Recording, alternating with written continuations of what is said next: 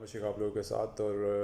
Market का जो नया ट्रेडिंग सिस्टम है उस पे बहुत सारे प्रॉब्लम चल रहे हैं आप लोगों के सामने। एक तो वॉल्यूम मार्केट में से बिल्कुल जैसे गायब हो चुका है। लेकिन इसमें जो थोड़ी सी अगर तहकीकात की जाए तो मेरे ख्याल में ये इसमें कुछ जो है ना, हमारे ब्रोकर्स का भी कुछ प्रॉब्लम नज़र आ रहा है। जैसे उनको थोड़ी सी तकलीफ़ है,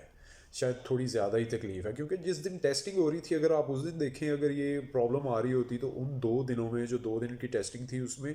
बहुत ज़बरदस्त वॉल्यूम के साथ वो मार्केट में ट्रेडिंग श्रेडिंग हुई है। लास्ट ट्रेडिंग वॉल्यूम भी शो होता था, इंडेक्स भी थोड़ा सा शो हो रहा था, मतलब प्रॉपर चल रहा था। पता नहीं ये बाद में कैसे प्रॉब्लम आई, फिर इसको थोड़ा सा तहकीकात करें तो पता चलेगा कि ब्रोकर्स ने इस सिस्टम की टेस्टिंग में प्रॉपरली पार्टिसिपेट ही नहीं किया। ये भी एक बहुत बड़ा फ्लॉ है और इससे नज़र आता है शायद सिस्टम बहुत स्ट्रॉन्ग और ट्रांसपेरेंट है। तो अगर हम ये देखें कि जो सिस्टम पे ब्रोकर्स के बहुत ज़्यादा इतराज़ात हैं, इसका मतलब है कि सिस्टम में थोड़ा सा तो वो जो कह रहे थे कि डेटा लीकेज बहुत कम हो जाएगी। क्योंकि करंटली अगर आप अब हमारा जो पिछला सिस्टम था उसके अकॉर्डिंग अगर आप थोड़ी सी तहकीक करें या आप थोड़ा इन्वेस्टिगेट करें, अपने लिंक्स यूज़ करें किसी ब्रोकरेज हाउस में, तो आप हैरान रह जाएंगे कि इस वक्त उनके पास वो डाटा की एक्सेस है कि आप और मैं सोच नहीं सकते।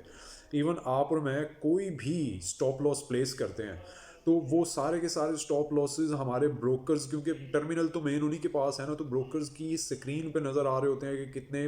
स्टॉप लॉस किस रेट पे हैं और उस हिसाब से भी ये मार्केट को गिराते हैं। तो मुझे लगता है कि शायद ये ट्रांसपेरेंसी और इसको थोड़ा सा बेहतर किया गया हो इस सिस्टम में। तो गालिबन ये मैं जो जैसे बात कर रहा हूँ कि कल लास्ट डे है फ्राइडे से, अगर ये सिस्टम की टेस्टिंग दोबारा एससीसीपी का पैनल प्रॉपर इन्वेस्टिगेट करेगा, इसको चेक कर रहा है, आज भी उनका ब्रोकर्स के साथ ऑनलाइन ये सेशन है एससीसीपी का। तो अगर तो कल के सेशन में ये प्रॉपरली परफॉर्म ना कर सका तो पुराना सिस्टम रीस्टोर कर दिया जाएगा। तो अब देखते हैं कि ये बेसिकली मामला किस लेवल पे पहुंचता है। लेकिन मुझे ज़ाती तौर पे लगता है कि नया सिस्टम कोई भी जब भी इम्प्लीमेंट किया जाता है उसकी टेस्टिंग में कुछ प्रॉब्लम्स आते हैं, कुछ डेफिशिएंसी ब्रोकर्स के एंड पे भी है, कुछ ये पीएसएक्स की मैनेजमेंट की तरफ से भी है कि पहले प्रॉपर सारा का सारा सिस्टम टेस्ट किया जाता है, कोई 2 4 दिन 6 दिन लगा के। उसके बाद सक्सेसफुल कंप्लीशन के बाद इसको लॉन्च किया जाता और फिर फौरी तौर पे जैसे ये प्रॉब्लम आते तो इनके पास स्टैंड बाई सारा सेटअप होना चाहिए था कि जैसे ही कोई प्रॉब्लम आती ये फौरी तौर पे अपनी टेक्निकल टीम के साथ उसको रिजॉल्व करते, जो कि इसमें नाकाम रहे हैं।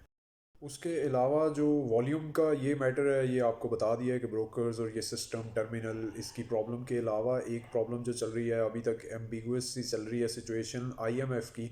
और आईएमएफ का लोन जब तक क्लियर होगा उससे बहुत सारी अदर चीज़ें भी क्लियर होंगी ना, क्योंकि वो सिर्फ और सिर्फ लोन की बात नहीं है, फाइनेंस की बात नहीं है, उससे ये भी क्लैरिटी होनी है कि अमेरिका अब हमारे अगेंस्ट किस लेवल तक है, और वो चीज़ें भी इससे क्लियर हो जाएंगी।